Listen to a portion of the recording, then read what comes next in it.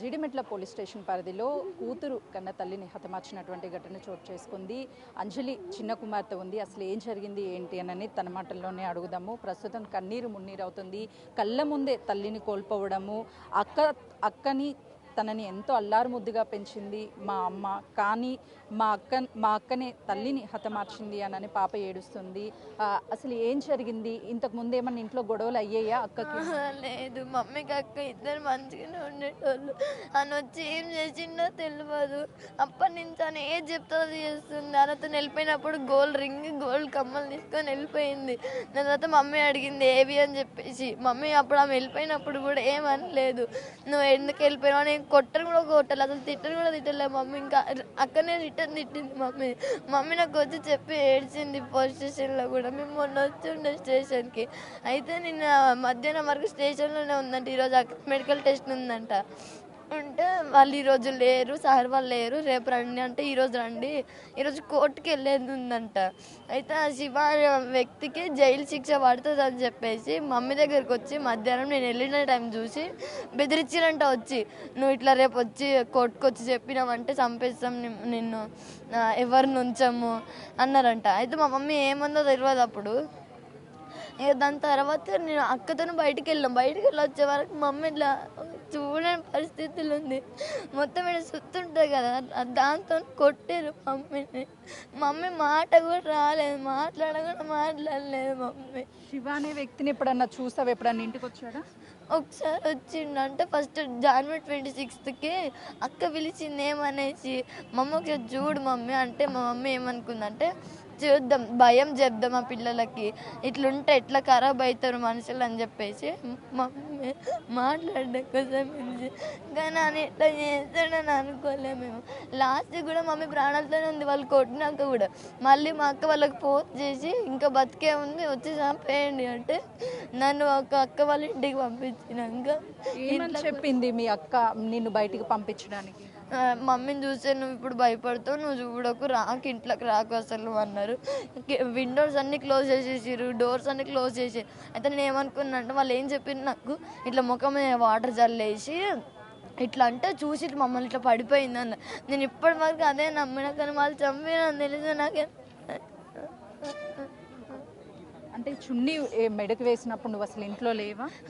నేను అక్క ముందే చెప్పిందా నువ్వు బయటికి వెళ్ళు, బయట ఏమని చెప్పి బయటికి వెళ్ళిపోండి అని చెప్పింది. అయితే నేను మమ్మీని చూస్తుంటే భయం అవుతుంది నాకు. అంటే ఇట్లా ఇట్లా ఇట్లా ఏమేమో చేస్తుంది, నాకు భయం అయింది.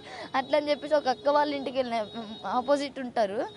నేను ఆ అక్క వాళ్ళ ఇంట్లో కూర్చున్నాక వీళ్ళు చున్నీ పెట్టేసి చంపేసినాక ఏమైంది, అక్క నా దగ్గరకు వచ్చిన అక్క వాళ్ళ ఇంటికి వచ్చి అమ్ముడు నువ్వు ఒకసారి బయటకు రాములు అన్నది. నేను పోయినాక వాళ్ళు వెళ్ళిపోయారు. అప్పటికి వాళ్ళు వెళ్ళిపోతే మా అక్క కొత్త వచ్చింది. వాళ్ళు చంపేసి వెళ్ళిపోయారు. ఇక వాళ్ళు ఎస్కేప్ అయిపోయారు.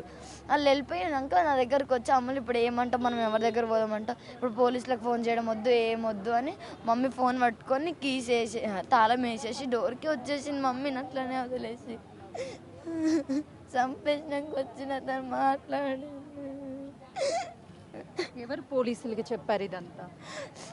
ఒక అక్క ఉంటుంది కదా అక్క, ఆపోజిట్లో అక్క వాళ్ళు అన్నారు. నేను కూడా అన్న ఫోన్ చేద్దాం పోతుందాం అంటే అస్సలు వద్దు వాళ్ళతో మాట్లాడొద్దు, మనం పోలీస్ వాళ్ళకి మనకు గొడవలు అయినాయి, వద్దు. ఇప్పుడు వాళ్ళు ఏమంటారంటే ఇప్పుడు మమ్మీ చనిపోయిందని మనల్ని ఇంకా చులకనగా చూస్తారు, వద్దు, నిన్నొక్కడ వేసేస్తారు నన్నొక్కడ వేసేస్తారు, మనం ఇద్దరం మంచిగా బతకలేము, నువ్వు ఏడుంటో చెప్పు అని నన్ను మా అమ్మ ప్రాణం పోయేదాకా టైం పాస్ చేసింది మా అక్క.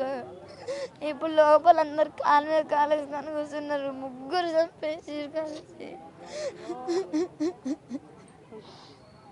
నీ కళ్ళ ముందే ఇదంతా మీ అమ్మ ప్రాణాలతో కొట్టుమంటాడుతున్నది, అదంతా చూసినా నేను. అమ్మ మీ అక్కకి కనికరం కలగలేదా నా తల్లి అని? అస్సలు ఆమె చిన్నప్పటి నుంచి అంటే 7th క్లాస్లో ఉన్నప్పుడు కూడా పెద్దమ్మ వాళ్ళ దగ్గరికి పోయి నన్ను ఇట్లా మమ్మీ కొడుతుంది అంటే, ఇంట్లో ఏదో చిన్న ఇష్యూస్ జరిగినప్పుడు కొట్టుకోరేవారని, ఇట్లా కొడుతుంది నన్ను అని చెప్పేసి మమ్మీ పైన కేసు పెట్టింది. కానీ ఎవరు తీసుకోలే, ఆమె మేజర్ కాదు కానీ అనేసి. మళ్ళీ ఇప్పుడు ఆమెకు 16 years, అసలు ఆమె ఇప్పుడే 10th. మమ్మీ మంచిగా ఆమె వెళ్ళిపోయినాక కూడా తీసుకోవచ్చు మంచిగా చెప్పింది, బెట్ట ఇది 10th, ఇప్పుడు 10th చదవకపోతే నీ లైఫ్ పోతుంది అని చెప్పింది. కానీ మమ్మీకే లైఫ్ లేకుండా చేసేసింది. ఈ రీసెంట్గానే మీ నాన్నని కోల్పోయారు మీరు. ఎంతో అల్లారు ముద్దుగా మీ అమ్మ మిమ్మల్ని చిన్న గీత కూడా పడకుండా పెంచుకుంది. ఇప్పుడు అలాంటిది మీ అక్కనే చంపేసింది. వాళ్ళైతే ముగ్గురు బయటికి రావద్దు. అసలు మొన్న ఊరి నుంచి పట్టుకొచ్చినప్పుడు ఆయన రిమైండ్లు ఉండే, నిన్నను మొన్న వదిలేసిరంట. ఆయన వదిలేసినందుకే ఇప్పుడు మా మమ్మీ చనిపోయింది. లేకపోతే మా మమ్మీ అసలు చనిపోదు. మా అమ్మ ఎంత స్ట్రాంగ్ ఉంది. ఈరోజు కోర్టుకి వెళ్ళి చెప్దాం అనేసి, ఆయనకు శిక్ష పడతా జైలుకి పోతాడని చెప్పేసి ప్లాన్ వేసి చంపేసి రమ్మని. మీ అక్కని మొదట ఇంట్లో నుంచి తీసుకువెళ్ళిపోయారు అన్న కేసులోనే మీరు కంప్లైంట్ ఇస్తే అతన్ని అదుపులోకి తీసుకున్నారు. అవును, అయితే పట్టుకున్నారు. అక్క వాళ్ళతో వెళ్ళిపోయినాక మమ్మీ వాళ్ళు పట్టుకున్నారు. మా పోలీస్ సార్ వాళ్ళు మమ్మీ వెళ్ళారు. అయితే నాకు చెప్పలేదు. నీ స్కూల్ నుంచి వచ్చి మమ్మీకి ఫోన్ చేసి అడిగితే ఇట్లా వచ్చినాం బేట అని చెప్పింది. సరే అని చెప్పేసి ఆ రోజు ఇక్కడికి వచ్చినాక మా అక్క ఇంటికి రానన్నదంట. హోమ్లోకి తీసుకుపోయారంట. వాళ్ళు ఉంచుకొని అన్నారంట. తర్వాత పిఎస్లోనే పడుకుందంట.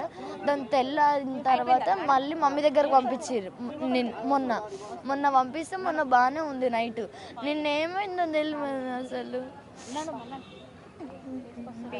చూసినాం కదా, అంజలి చిన్న కూతురు కళ్ళ ముందే తల్లి ప్రాణాలతో కొట్టుమిట్టాడుతుంటే నా ప్రాణం పోయినంత పనైంది, కానీ నేను అమ్మని కాపాడుకోలేకపోయానే అన్న బాధ నాకు మిగిలింది. ఇప్పుడు ఈ మా అమ్మని చంపినటువంటి ముగ్గురు, మా అక్క, శివ, యశ్వంత్ని ఉరి తీయాలి. మొదటి రోజే పోలీసులు అదుపులోకి తీసుకొని తనని బయటికి పంపించకుండా ఉండుంటే నా తల్లి నాకు దక్కేది.